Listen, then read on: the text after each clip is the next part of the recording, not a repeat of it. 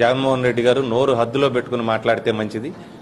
నేను చాలా సీరియస్గా చెప్తా ఉన్నా. ఇంత విలువలు దిగజారిపోయిన వ్యక్తి రాజకీయాల్లో శాసనసభ్యుడిగా కూడా పనికిరాడు, ప్రతిపక్ష నేతగానే కాదు, అతను వార్డు మెంబర్గా కూడా పనికిరాడు.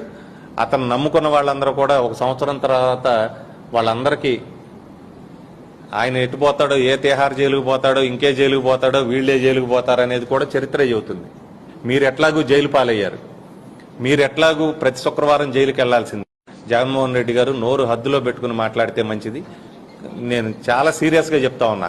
ఇంత విలువలు దిగజారిపోయిన వ్యక్తి రాజకీయాల్లో శాసనసభ్యుడిగా కూడా పనికిరాడు, ప్రతిపక్ష నేతగానే కాదు, అతను వార్డు మెంబర్గా కూడా పనికిరాడు.